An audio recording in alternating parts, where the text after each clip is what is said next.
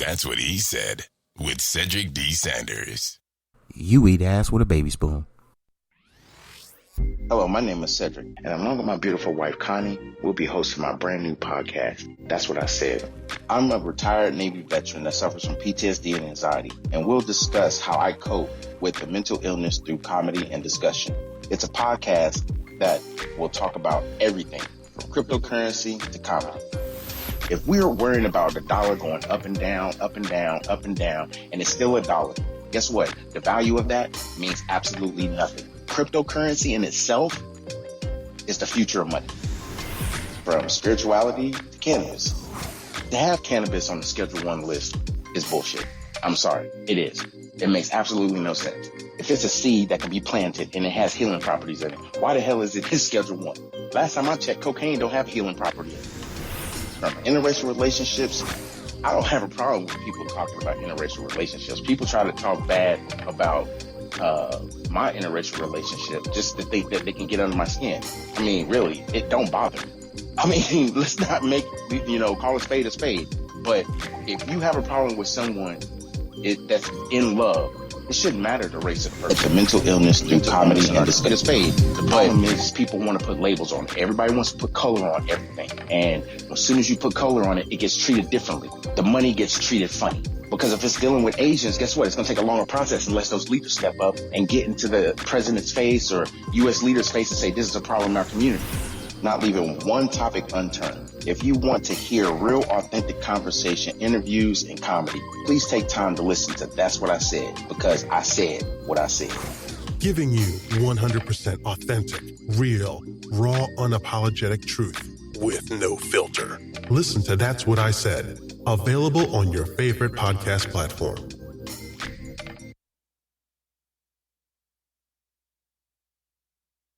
Which way?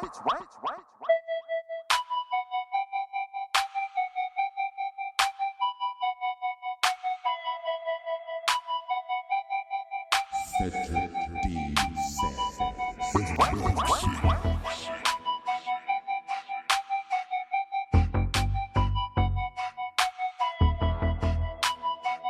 They probably just eat ass with a baby spoon. That's what he said. That's what he said. Yeah. That's what he said. Yeah. That's what he said. Yeah. That's what he said. Yeah. That's what he said. Yeah. That's what he said. So, that ain't my fault. That's what he said. That's what he said. That's what he said. That ain't my fault. I'm just gonna lay it down like this though. When I say my shit, I'ma repeat my shit. I'ma make sure you understand the foundation of everything where I'm coming from. Don't get it twisted. That ain't my fault. That's what I said. What? That's what I said. That's what I said. That's what I said. Wow. We gon' do it like that. Yeah.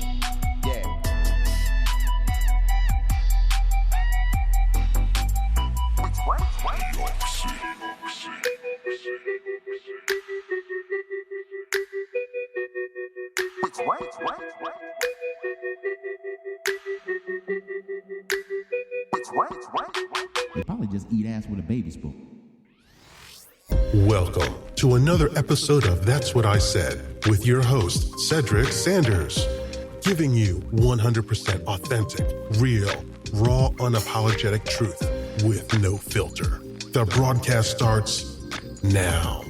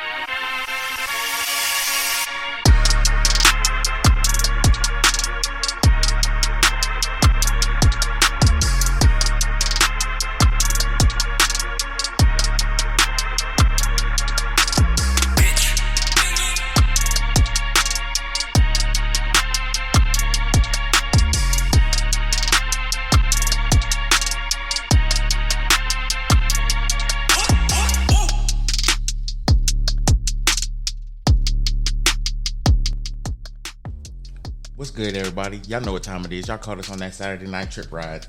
We on Facebook, Spreaker.com. You can listen to it live in about however long this podcast is going to be. So about probably 20 minutes after that, less than that, you'll be able to catch it on all streaming platforms wherever you get your podcasts. iHeartMusic, Apple, Google, all the major platforms. Spotify as well as Amazon. Peace and love, y'all. What's good? That's what I said. The podcast. We live on Facebook. What's good, everybody? Hope everybody's enjoying their Saturday. I'm not by myself. Y'all already know. I already got, the guy that's sitting over there chilling in the background. What's good, baby? How you doing? What's good? What's good? What's good? Thanks, everybody, for joining us. We're a little delayed, minor technical issues, but we here now. Let's go. I'm ready to go. Yeah, it was a little bit of technicalities. My computer like to do some stupid shit, so I try to get it going before, so then I don't have to deal with that type of stuff. But it was giving me some problems today. But anyway, hope everybody's enjoying their Saturday. Thanks for everybody that's joining me on YouTube as well as on Twitch and on YouTube. I said YouTube, so Facebook, YouTube, Twitch. And I think, and also Spreaker. So if you listen to me on Spreaker, make sure y'all can always chat as well on the Spreaker app while you're listening live. So what's going on, like the short version of trending trash? Like what's been the I guess conversation, if you will, that has been going on in the last week outside of crypto? Outside of crypto, all the NFL schedules dropped. So lots of people are talking about the schedules, and I don't know. It's a bit odd, I think. This year is going to be the matchups are a little interesting, I shall say. Well, I mean, that's every year, but I think this year more in particularly just because of all the changes and all the personnel changes and everything. And I think personally it's definitely going to bring a lot of your talent is going to show itself, I think, more. Rather they should have stayed where they were, or they're going to amplify another team, whatever the case may be. I mean, it's definitely going to be one of those years that you really get to see players for who they are, and not just because, they're on a, stacked team. You still get to see their talent and everything, but at the same time, it's like when you're there on a stacked deck, it's like you still got to prove that you the best at what you do. Yeah. And if you don't do that, it's almost like, why the hell are we paying you? Yeah. I mean, I hate to say it, but Baker Mayfield fits in this category right now. Oh, well. It's like, bro, you really, okay, yes, you've taken us to a playoff game and we hadn't been there. Let me figure that piece out. When was the last time the Browns was in the playoffs?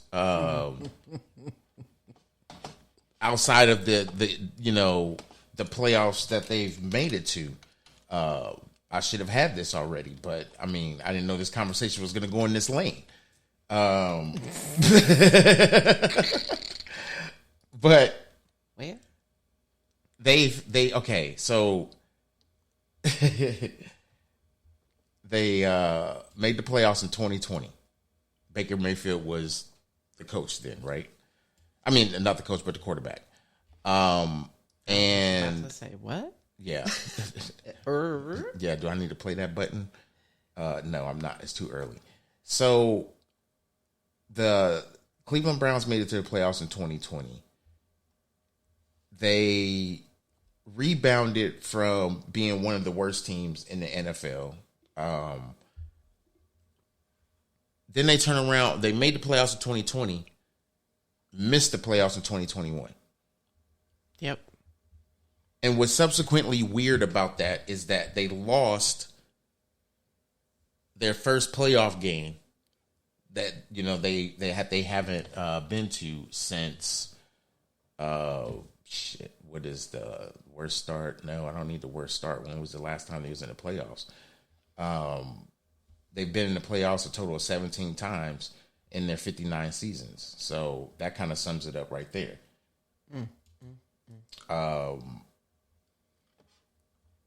I guess if you really,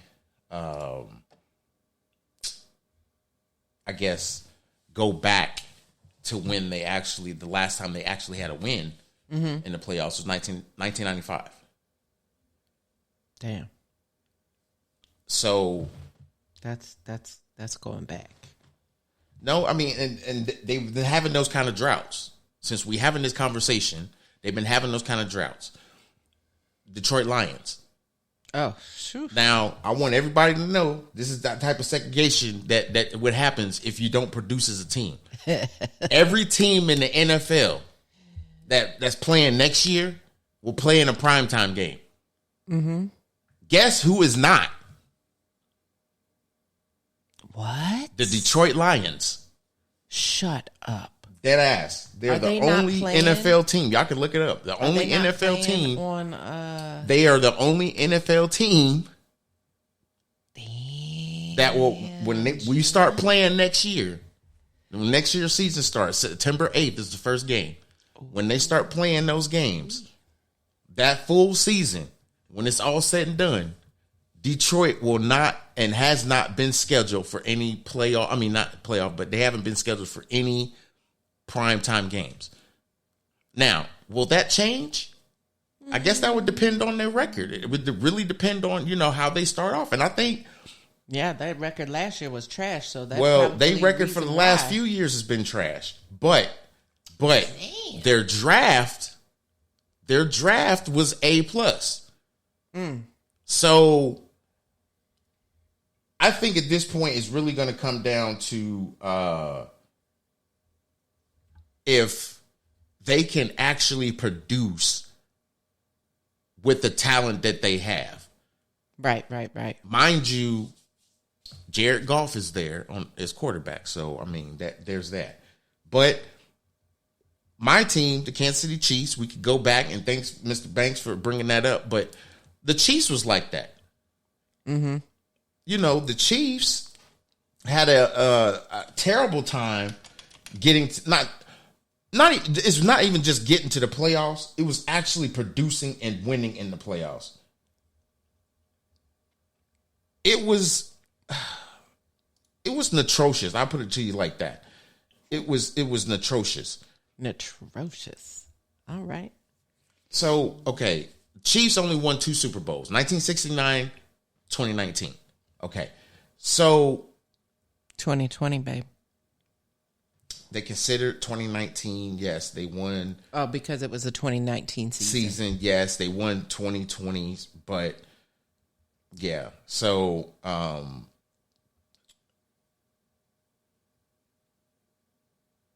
they went back-to-back years. They lost in 2020 to the Bucks. Beat the 49ers in 2019. They came from a low point, and it wasn't because they didn't have talent, and it wasn't because they just had bad coaching. No, they had talent that was pushed to a limit that they was never going to produce at that caliber for any coach. When we had Dick Vermeil, it was like he drafted great players, but they were only great on paper. When they came to the field, they would have like maybe 1 or 2 games that they did some good shit in, and that was it. That was really it. Now, as time progressed, you had Marty Schottenheimer. I can't think of the other guy we had because he was a dick, but he's coaching in the USFL now. But anyway, we had that guy, and then now we have Andy Reid. Now, what people don't realize is that the building blocks were starting when Andy Reid got fired in Philadelphia. So the Chiefs knew I put it like this, they had an idea of who they wanted, who would be a good fit. Now, when the Chiefs got Andy Reid, of course it was a good fit. Not because we won the Super Bowl. It was because of the culture and the chemistry that he brought with him. Yeah, he's a good leader. That is the major part. He's a very good leader. When he was with Philly, he had great players. They produced every year. The Philadelphia Eagles was not a team that you want to play. This last couple of years, Philly has not been the team that you didn't want to play, except for the year that they got our coach, our offensive coordinator, and he went to Philly and they did that run and won the Super Bowl, and they ain't been shit since. So that's going. I'm not hating on the Philadelphia Eagles. Sorry, Stacks. I know you listening. I'm not hating on the Eagles. So don't get me wrong. All I'm saying is that teams have developed this ability to draft great players and coach them badly. Yeah. And then you have players that they're not coached badly. They're just good at what they do. And the coach really is just a placeholder. Because the team is operating on its own accord. Right. Now, that's case in point with a couple of NBA teams. One that I should now mention that didn't make the playoffs, but I'm not going to mention the Los Angeles Lakers because they operate that. Okay, you got Frank Vogel, who's no longer the Los Angeles Lakers coach, but you have Frank Vogel on the team. And guess what? Frank Vogel was the coach that coached the Los Angeles Lakers last year. The year before last, with the quarantine finals. Then the next year, they start shitting the bed. No big deal. Now they shit in the bed. Like, you have this talent on your team, but you mean to tell me you as a coach can't figure it out? Now, I understand because you have LeBron James on your team, you have Anthony Davis on your team, and you have Russell Westbrook. Oh, by the way, played like James Harden the whole season.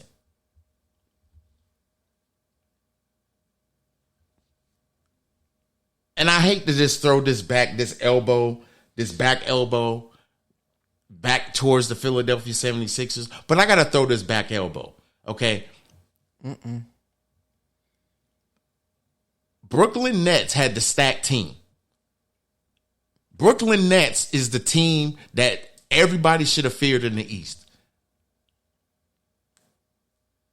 There was only one person, or actually there was two teams that was like, fuck them. We don't care about the Brooklyn Nets. Miami Heat and the Milwaukee Bucks. Okay.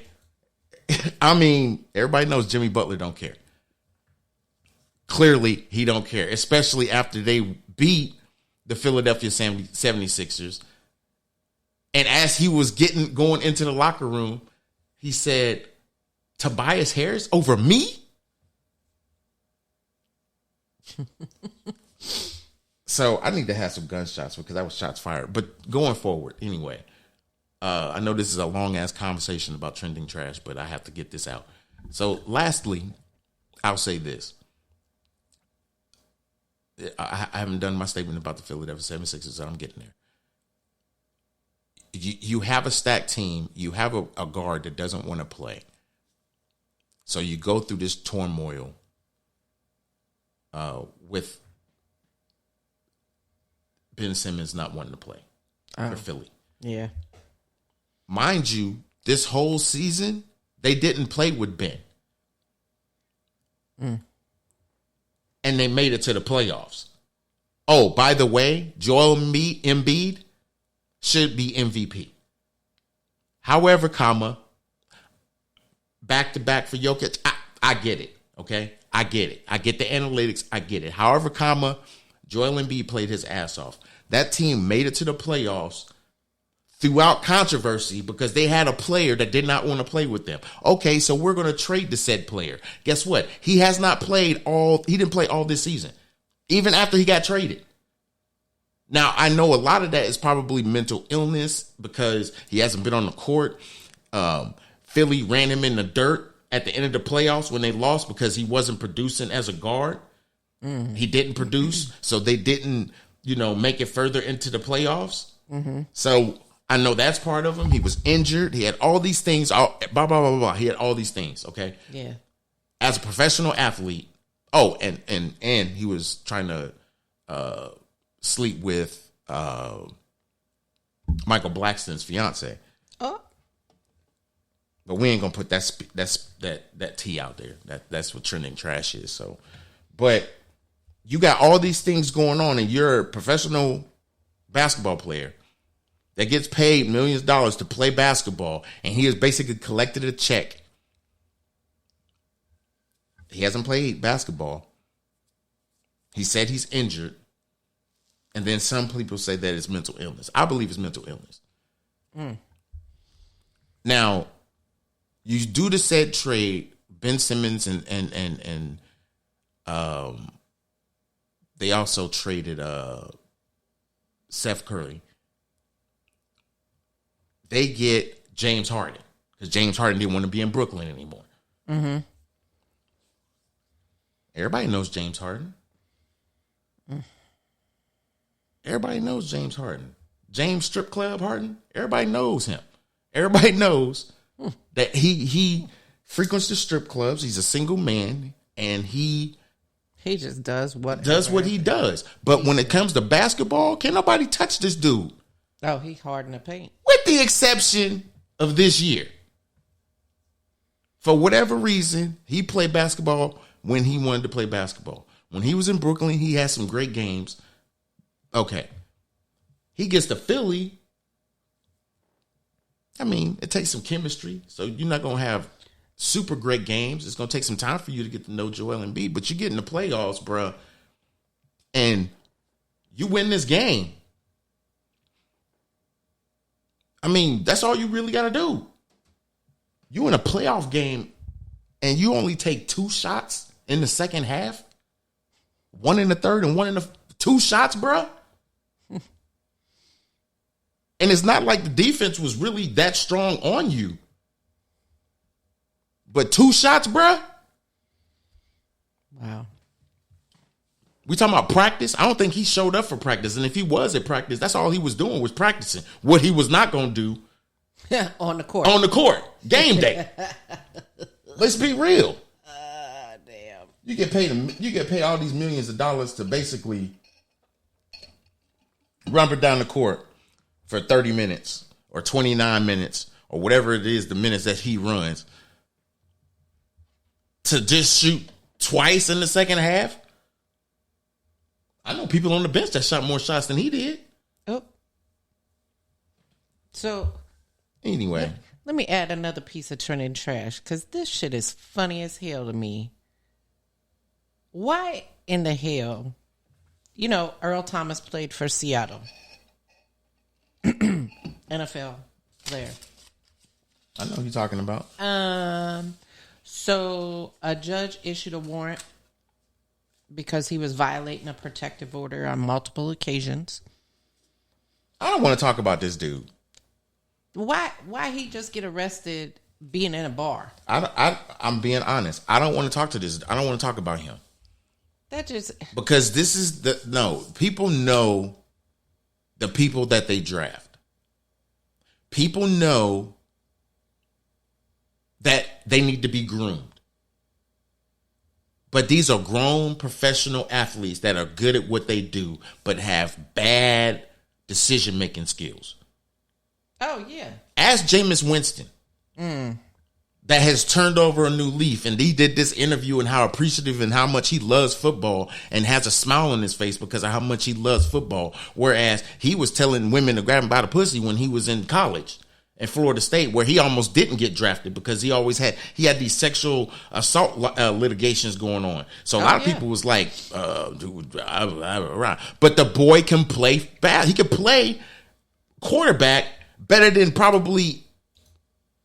I mean, I throw it out there, but I mean, there's no numbers to compare it other than he went 5-2 before he got injured, before he tore his ACL. And he was starting and is starting for the New Orleans Saints. And he had 5-2 when he started. He beat Tampa Bay. Well. So I'm going to start. I mean, not that I didn't listen to him, but he went to Florida. So I'm going to pay attention to him a little bit. He went to Florida A&M. I'm going to pay attention to him a little bit. I paid attention to him when he was in college. Jameis Winston is that quarterback that you paid attention to, not because he had talent, because he was in a good ass atmosphere. Yeah. But I go to say this about that. If you are a professional athlete and you got anger issues and you like to abuse women and drink too much alcohol, put yourself in vicarious situations that you shouldn't be in because you don't feel that you're an ambassador to anything. Why are you a professional athlete? And why are we paying you millions of dollars to play the sport or play a position that clearly you're not mature enough to play in your real life? Now, he plays safety. How the hell are you safety in your own shit? You not. You a whole dumbass out in these streets because guess what? You probably are not going to play a game this year.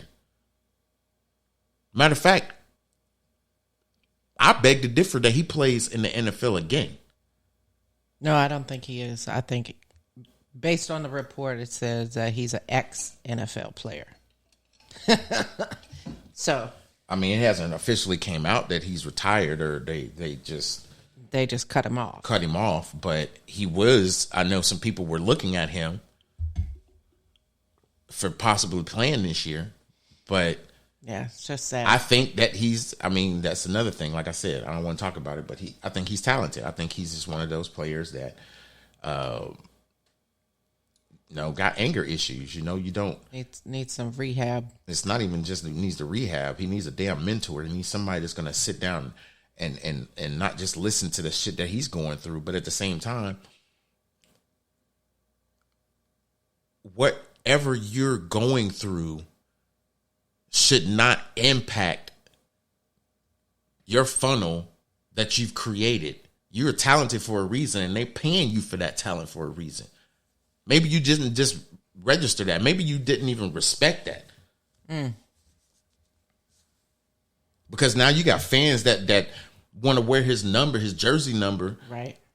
And look to this guy as a great, safety. I knew when he was in Seattle. Mm-hmm. He was part of the team that went to the Super Bowl. Yep. Moving right along.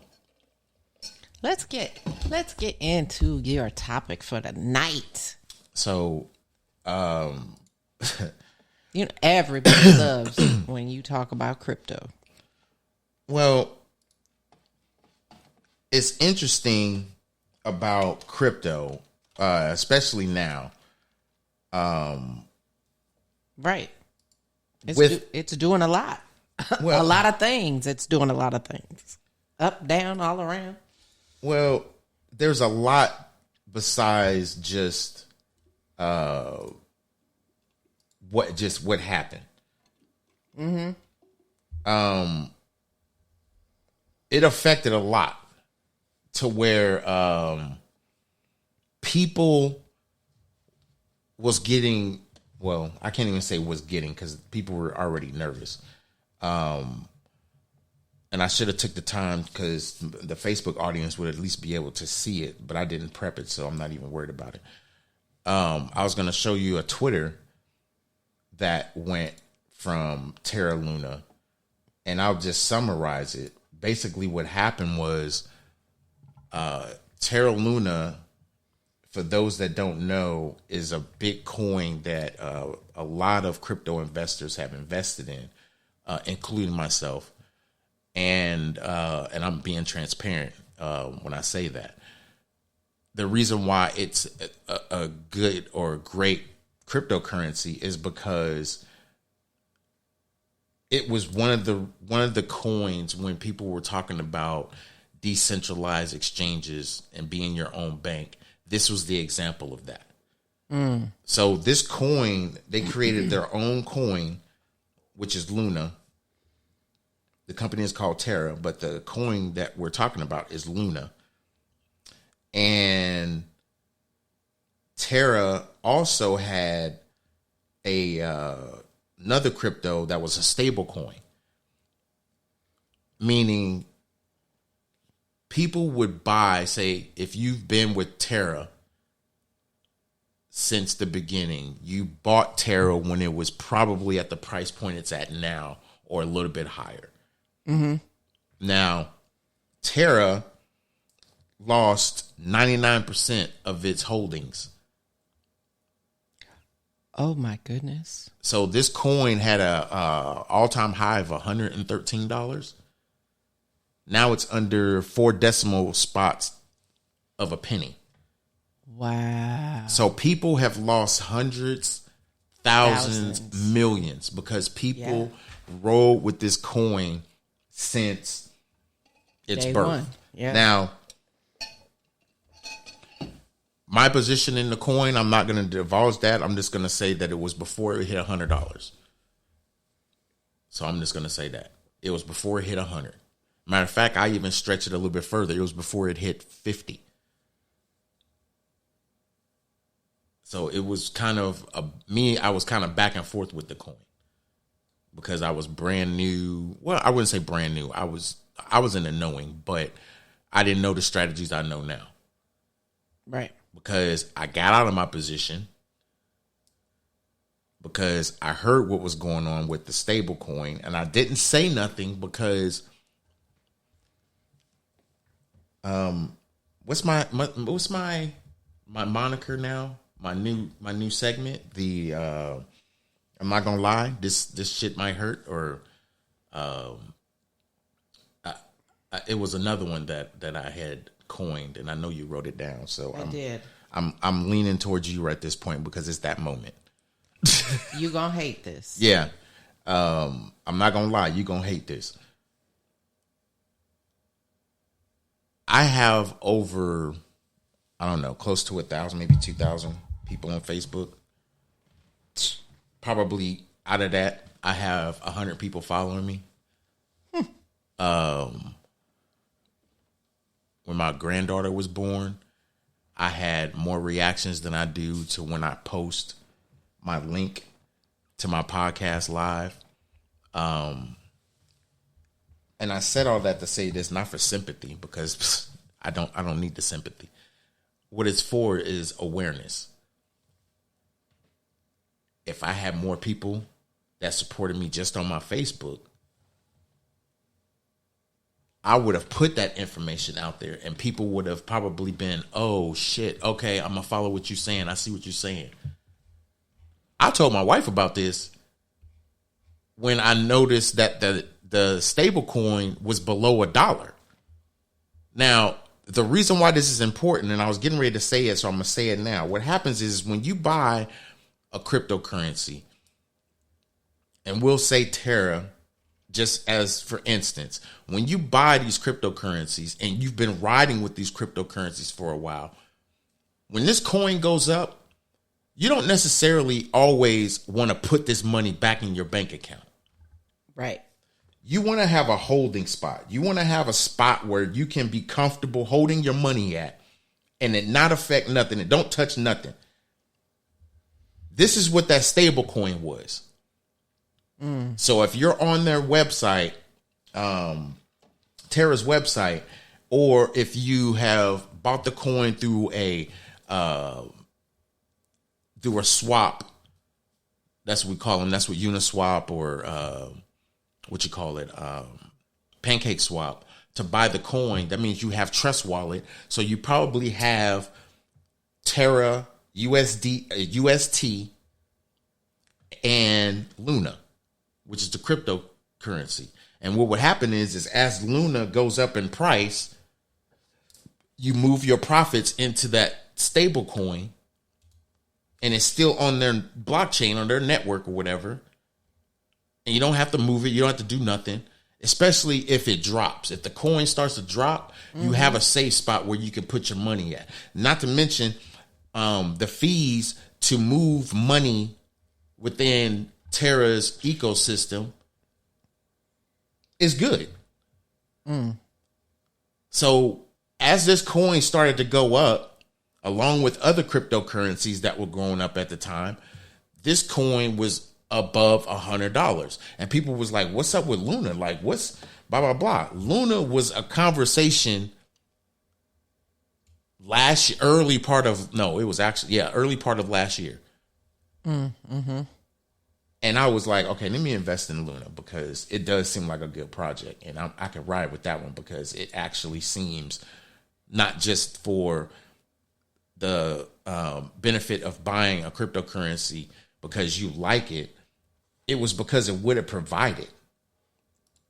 And it's weird because a lot of cryptocurrencies do have some type of, what you call it? They have some type of service. Okay. Now, Terra Luna, I think, is one of the examples of a DeFi platform. And what I mean by DeFi is decentralized. It's a platform where it's a public blockchain. And what I mean by that is that it's public. It's known. I mean, we can see it. Right. We can get our transactions. We can find out what's going on, and it's not a centralized one where we have to find out, send an email to somebody, and then somebody has to go and that has the authorization to get in there and get the information. Whereas when it's public, you make decisions on the blockchain. So I had to get myself in a better position understanding coins like this, and it was none. Oh. So I was like, yeah, okay, let me ride this damn one. So the coin started doing what it was doing, getting the support and word of mouth, and people were more invested in it. When the coin started to drop, and I don't mean Luna, I mean the stable coin, because the stable coin ain't never supposed to go below $1. 99 cents maybe, $1.01 maybe. But not down to 95 cents or 80 cents or 70. No, that's your holding money. That's like your profit money. Right. So it's like your play money. It's just a holding area. So like I said, if Luna drops, you might have a buying strategy or a buying point to move that money in there, because you don't want to put that money in the bank, because you already know that the bank is using that money to buy crypto and to actually, pay people loans and do all these home loans and everything. That's what they're doing with people that got the money that's going in the banks, if y'all didn't already know that. But let me sip my water. I'm sure somebody done pissed in. But anyway, so we try to get people to really understand projects and understand what cryptocurrency is and what it is not. But like I said, if I was the more going forward type of person, I'm not going to post things like that on Facebook, nor will I do it on Instagram. And I probably won't even do a room in Clubhouse when things like this happen. Why? Because ain't nobody going to fucking listen to it. Y'all ain't been really listening to me at this point. So when there's something I'm trying to put out there to say, hey, you probably need to move your money because this coin ain't supposed to do this. You think he gonna listen to me? No, because ain't nobody been listening to me. I've been preaching how to do things better and how to probably move a little bit of money into cryptocurrency, just a little bit, to where you would pay attention to it a little bit. I didn't say put all your money in there to where you're going to be paying attention a whole lot of it when you don't even pay attention to the money that you got a whole lot of nothing in anyway. So if you really paid attention to the money, you would be able to say, okay, I can take 10% out. I can take 10% out because I got to pay me 10%. So I take my 10% and then I'm going to take this 10%, which is really 20% of what you're supposed to take from your money anyway in a good budget. You take that 10%, you still keep that 10%, but the other 10% you can put in crypto. I don't give a damn if it's $100. You pay yourself $50, you put $50 in the crypto. But if it's $100, then you put $100 in your little savings account, and now you got $100 you can put in crypto. If it's $1,000, it's $1,000. You got $1,000 for yourself. Now you got $1,000 for investment. So you're gonna always be putting $1,000 away that is not gonna get done with or invested in crypto. And then you have $1,000 every month that you can put in there, $100 or whatever the case may be that you can put in the crypto, and you can buy whatever the hell you want to buy. You ain't got to listen to me. You can listen to somebody else that don't give a damn if you make any money off of it. Or people that do care about you making money off of it. You can be in those rooms and still not be aware of what the hell you're going to do. You're just going to buy whatever that you hear. And then when it crashes, then you're going to fear of losing all your money, because now at this point it's FUD.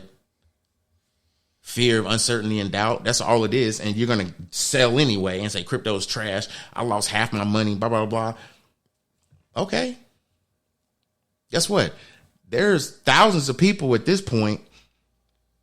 I'm almost to the point where I want to say it's close to 100,000 people that lost some type of money in Luna when it dropped from $110 to zero. Zero. There's people that have millions of these coins. Yeah. Tens of thousands. Hundreds of thousands. And bam. Nothing. Ain't worth a damn. And now people is like, ha, crypto's a scam. Whoop, whoop, blah, blah, blah. I told y'all. You ain't telling nobody shit. You ain't. Because really what happened, and I'm not going to bore y'all, but I'm going to tell y'all because this is the type of information you should know. People had doubt because Luna was trying to expand their project and basically use Bitcoin as their stable point for their stable coin. A lot of investors didn't believe in that project. They think it wasn't going to be successful because they was thinking Bitcoin's going to drop. So how is that the value? Well, it doesn't matter because the value of Bitcoin right now is like 30,000, 28,000. It was touching 26. Whereas this time last year, we was like, this mother about to hit 60. Yeah, it's at 30,000. So it's like half of what it was last year. Right. So,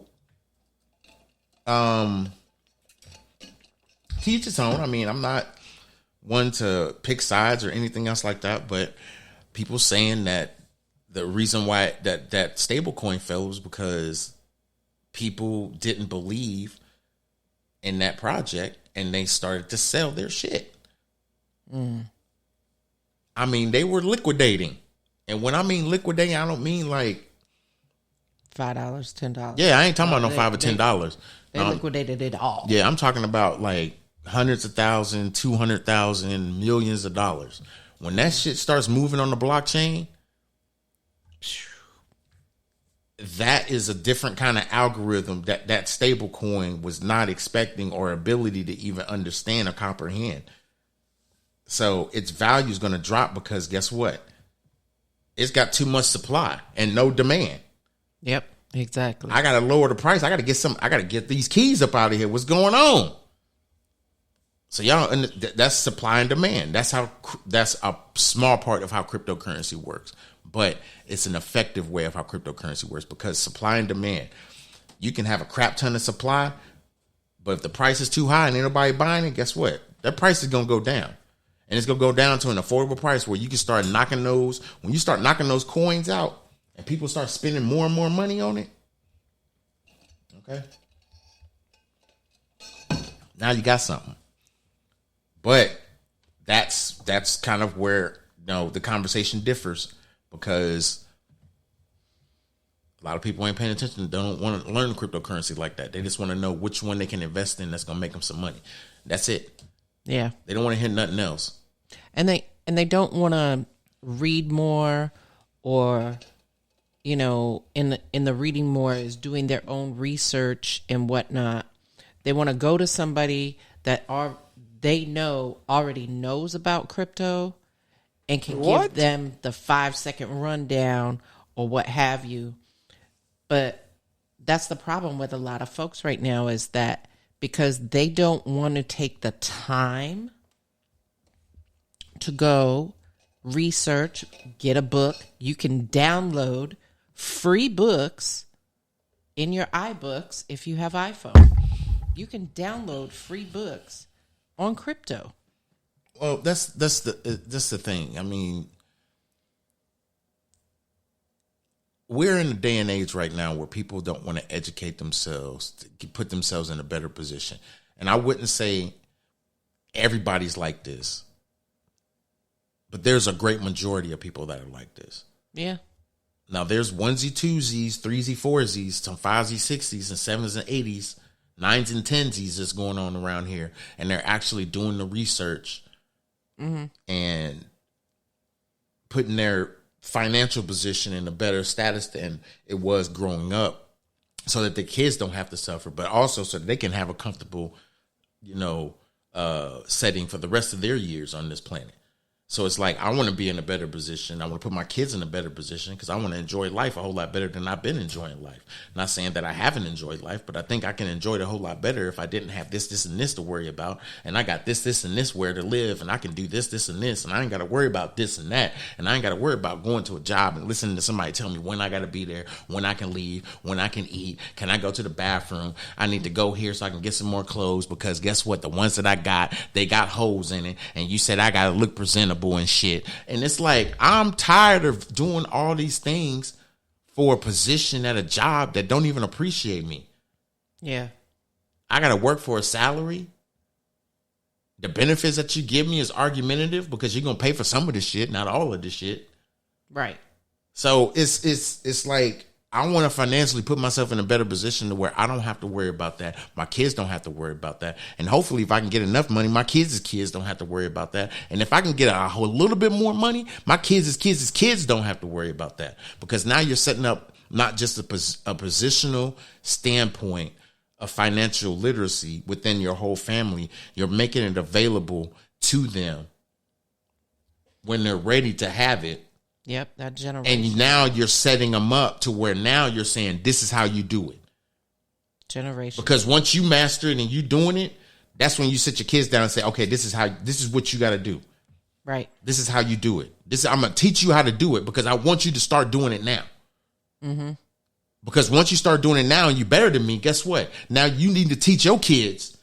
Right. Not just how to do it, but be better than you.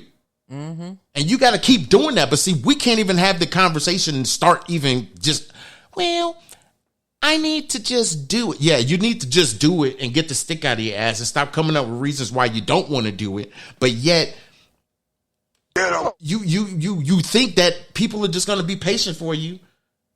And then when they come up, it's like, oh, he can kick me a couple dollars, blah, blah, blah. We know each other and blah, blah, blah. Just because I know you don't mean I got to kick you shit. That's that sense of entitlement. People think because they know you can just bail them out of every situation in any situation. Well, guess what? There's situations that I can get in that I can't help nobody in those situations. And there's times when I need help, but I can't go and just get the help. People say, yeah, you can. All you got to do is ask. I was like, it's not about that. Nope, it sure ain't. It's not about that. They not in this position because guess what? They didn't put themselves in this position. I put myself in this position. So I got to figure out how I can get out of this position. But see, that's a total different conversation because we don't want to have that conversation. That's a 2-topic conversation right there because one is about accepting responsibility. And then what are you going to do with accepting responsibility? You got to produce something so that you don't go into that position no more. So you learn from your failures and be a better, successful person. At least that's what I thought. I mean, that's what I thought. I mean, shit. I mean, we can go back and forth about this shit all day, and I guess people ain't gonna listen to me because it's my opinion. At the end of the day, I mean, No, you're absolutely right. but I mean, it's people dodging questions, playing Clue. Shit, like when it's a crime. That's like pink. You hear that like when people are like perplexed with a question and they got to ponder on something.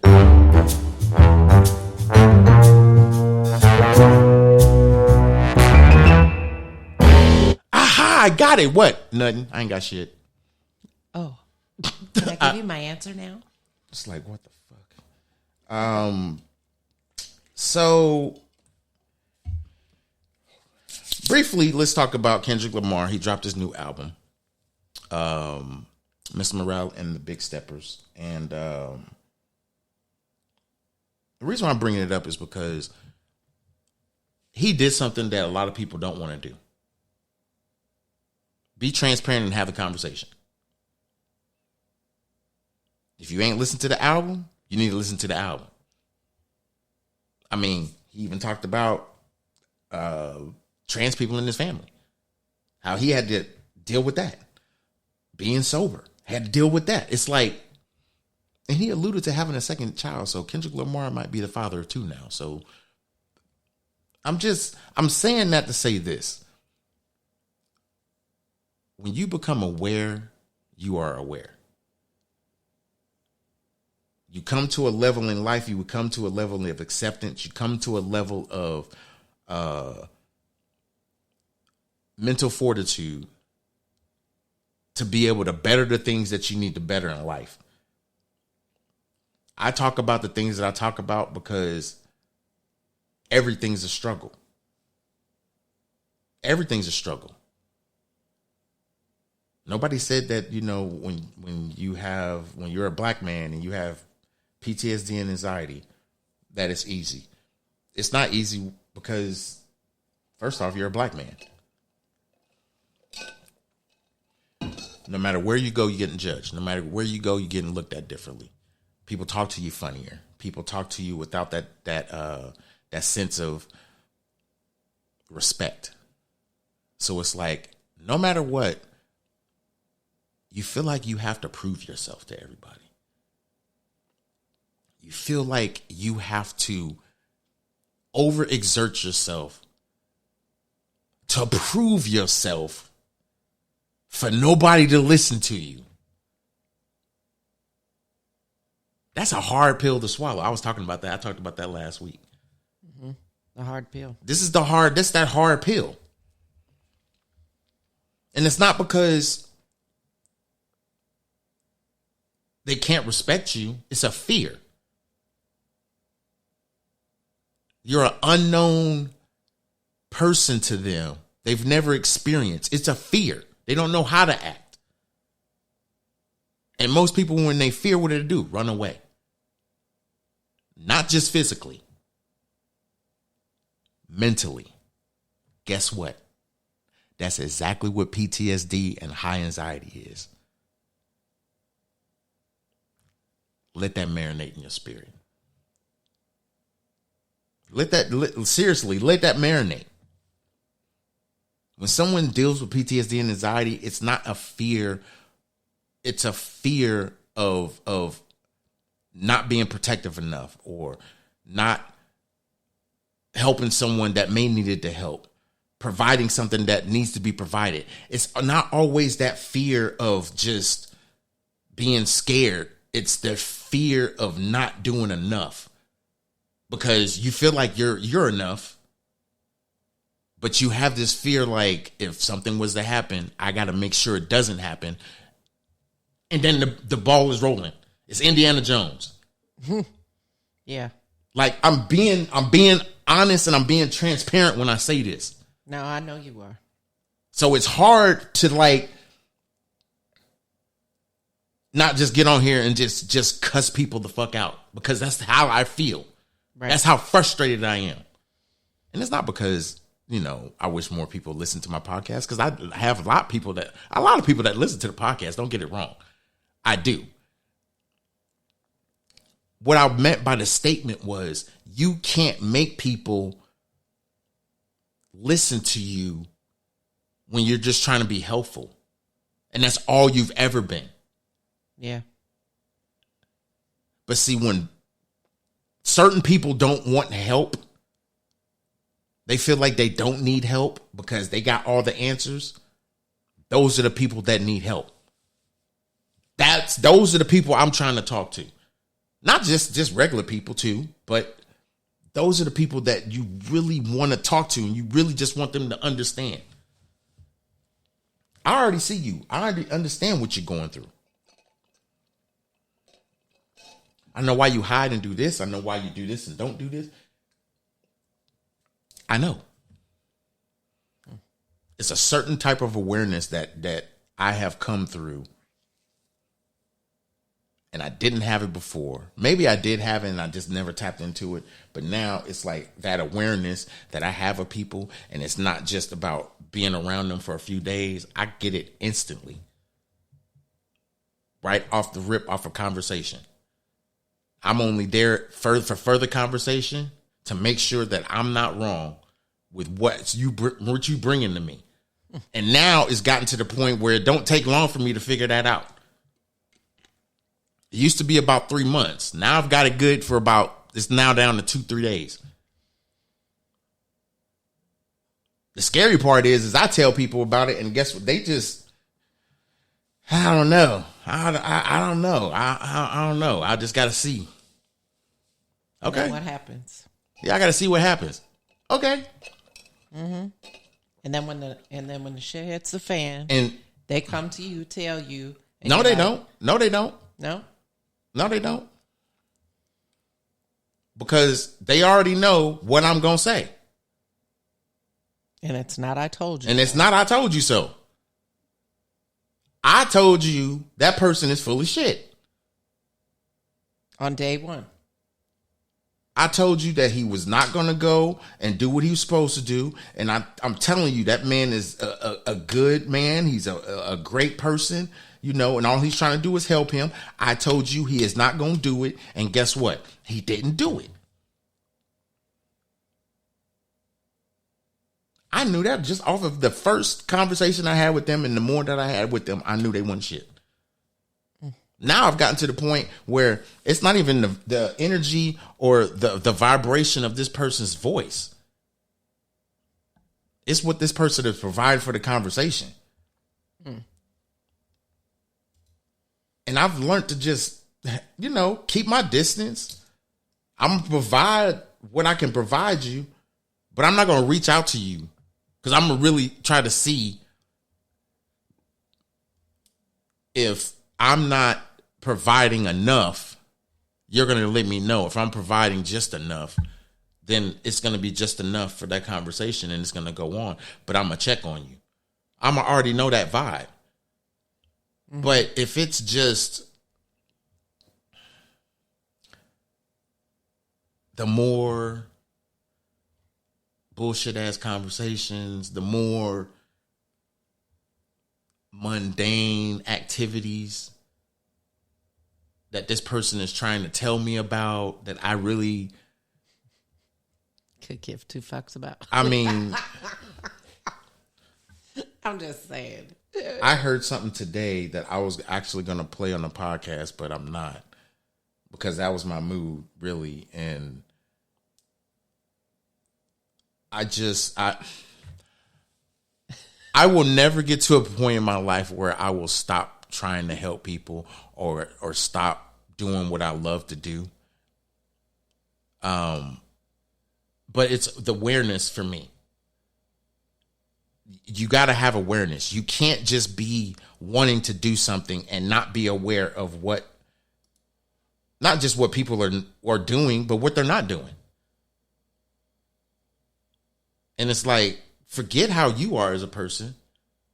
Because if you don't support people, but you're looking for support, then you really got to observe the shit. But if you're supporting people and not getting the reciprocation of the support back, I can understand your frustration, but don't quit. Because all it takes is one. Right. I You're say that absolutely right. all the time. All it takes is one. It doesn't matter what you're doing. It doesn't matter what you want to do. Keep doing it. If you love doing it, keep doing it. Don't look for other people to give you the adorations that you feel like you need, but really, you're the adorations. You're the motivation. Yes, sometimes we need to be motivated, and yes, sometimes I feel like I need to be motivated. But I don't get upset at the reality of how people are. Because I can't change it. I can't be the voice that's going to change everybody's mentality from being, I don't know,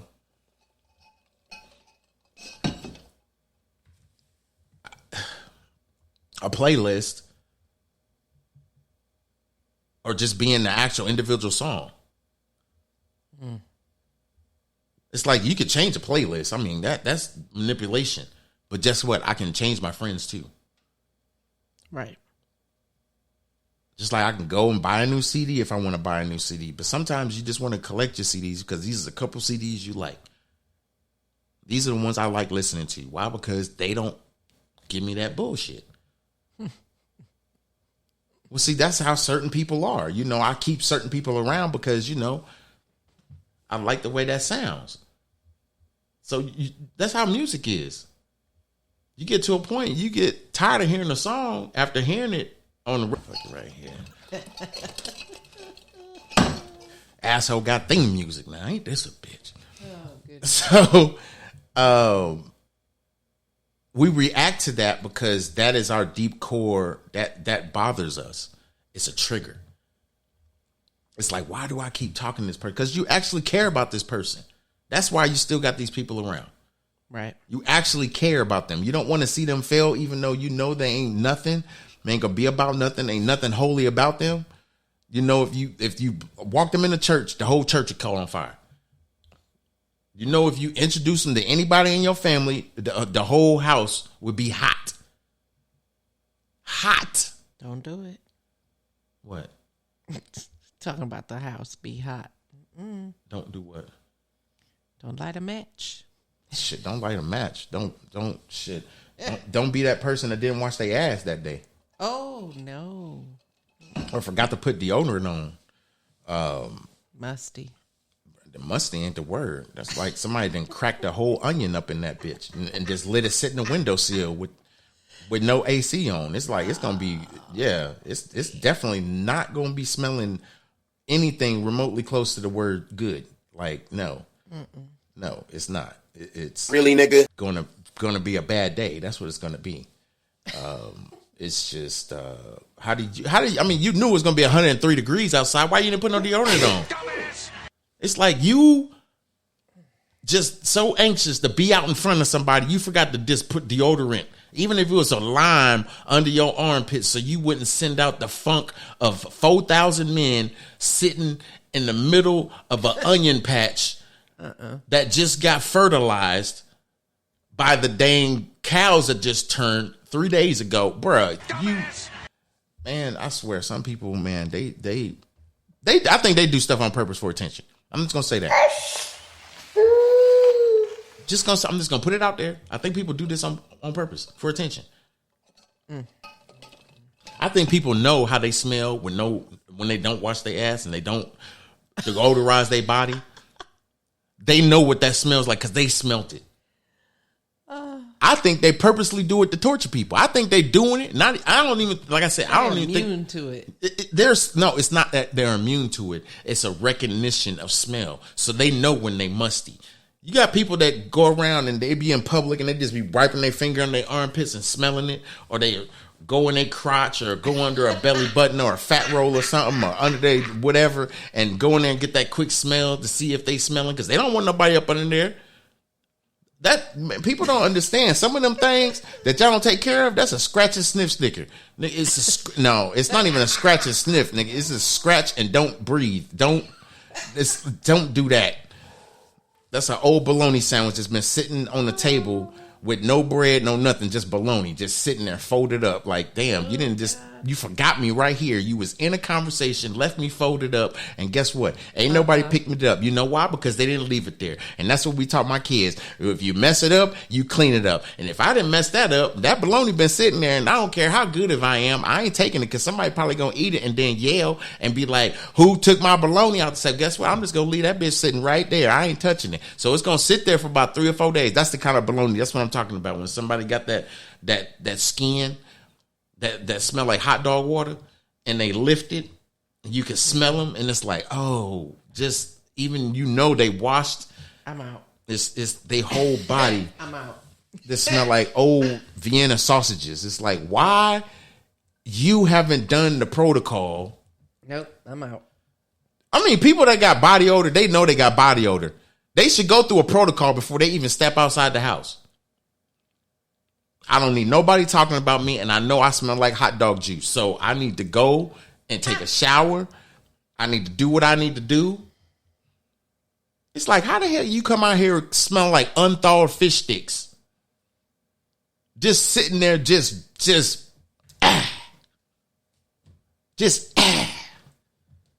How?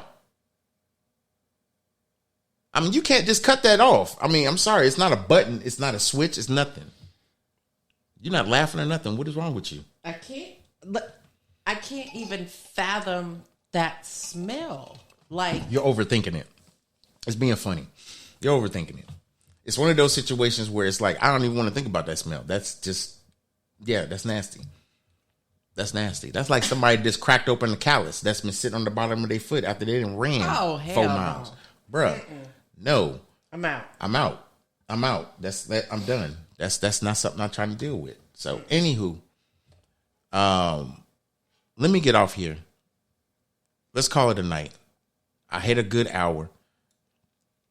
And I hope y'all enjoying y'all Saturday. I hope that what I put and what we gave on the podcast and every podcast that we give on Saturday nights is just something y'all can vibe to and enjoy and be appreciative of, because ain't too many people just wanting to take the time out just to even talk to y'all about certain things, even if it's just to help inform the public, or for that matter, just to be funny. You're sure right. So, with that being said, you got anything to say, babe? Thanks for tuning in and listening to us. If you have a topic that you want discussed, or you know somebody that has a business or anything like that, hit us up on That's What I Said on Facebook, on Instagram, Twitter, YouTube. Hit us up, let us know. We'll be happy to review the information, get back to you, and all that. So thanks again for joining us for another episode. Peace. Have a great weekend. Peace to y'all. Shout out to everybody that's donated. Shout out to my sis Lisa. She always throwing a little creature in the PayPal account. So peace and love to her. Peace and love to everybody on in they just walk of life. Enjoy yourself. Blood moon on Sunday. Hope y'all ain't got too much cloud so y'all can actually go out there and look at it. We got this retrograde storm that's coming up, so I don't think we're going to be able to, because we all know the jet stream flows from west to east, but we got these storms coming from east to west and coming more so from the southeast to the northwest in that direction. So, yeah, it's weird. So, yeah, that's the eclipse on Sunday, too. Well, that's what I was just saying. The moon, the blood moon. That's what an eclipse is. It's a blood moon. I swear you just didn't even want to just listen to what I had to say. You just wanted to just come out with your own thing. We had to have a host to co-host conversation because somewhere in my notes, it's like out there that we supposed to somehow communicate before, and when we live, it's just what it is. It just flows. But that wasn't a flowing thing right there. You just what the hell? We know, we know it's an eclipse. But it's, you know what? Never mind. I ain't gonna even get in that conversation with you. You being weird. But yeah, there is an eclipse. So Sunday night, it's supposed to be good viewing. Monday at 12:11 in the morning. So it's late like Saturday night going into Sunday morning. So take that time and adjust it to your time clocks, if you will. Central time, of course, would be 11. Mountain time is 9 o'clock. And West Coast is 7. No. Yeah, it is 7. It would be, no, it's not. It would be 8. It would be 8 on the West Coast. So take your time, enjoy it, enjoy the rest of y'all weekend. I hope y'all enjoy it. And for any other crypto updates or anything else like that, follow my Facebook or Instagram or my Twitter. I may, actually it won't be a may. I know I'll be posting more on there, not necessarily as far as tips, because I should have said this in the beginning. I'm going to say it now. None of what I've put out, nothing that I will put out ever on this platform, or That's What I Said podcast, is financial information, nor do I put out financial advice. All it is for entertainment purposes only. You can take the information and do what you will with it. You can wipe your butt with it as far as I'm concerned. But I, as a black man, want to help other people, ideally, black people. If y'all gonna listen and do it, cool. If you don't, I mean, this is for everybody. Shit, my wife is white, so it don't matter. It's not like it's a whole intellectual kind of thing where I'm breaking down sciences and only keeping it to one race. No, this is for everybody as a collective. But ideally, like I said, because of the stigma of my black community, I would like to try to get my black community in a better position financially. And if they don't listen, then this is for everybody. It's not restrictive. So with that being said, I want the information to be able to flow like it's, like it's just straight water. And that's what we're going to do every Saturday, 8:30-ish p.m. I'm going to try to get everything ready about 2 hours before. But I got to do some work on my computer. And that's probably what I'm going to do next week. I've been dreading it. Probably start tomorrow. But anyway, peace and love, y'all. We about to get up out of here. As always, peace and love. We out. Peace.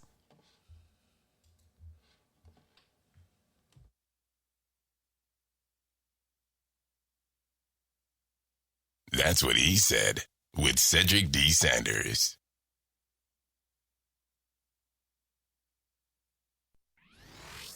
Hello, my name is Cedric, and along with my beautiful wife, Connie, we'll be hosting my brand new podcast, That's What I Said. I'm a retired Navy veteran that suffers from PTSD and anxiety, and we'll discuss how I cope with the mental illness through comedy and discussion. It's a podcast that will talk about everything from cryptocurrency to comedy.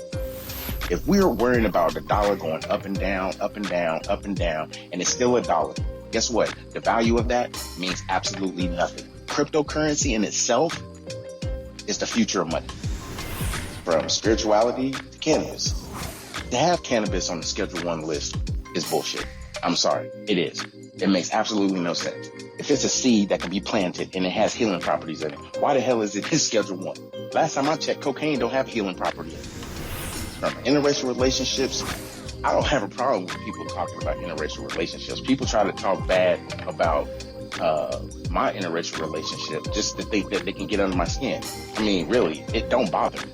I mean, let's not make, call a spade a spade. But if you have a problem with someone that's in love, it shouldn't matter the race of the person. It's a mental illness in our community.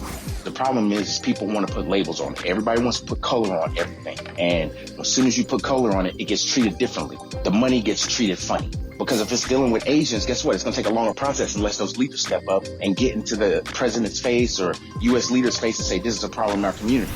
Not leaving one topic unturned. If you want to hear real authentic conversation, interviews, and comedy, please take time to listen to That's What I Said, because I said what I said. Giving you 100% authentic, real, raw, unapologetic truth with no filter. Listen to That's What I Said, available on your favorite podcast platform.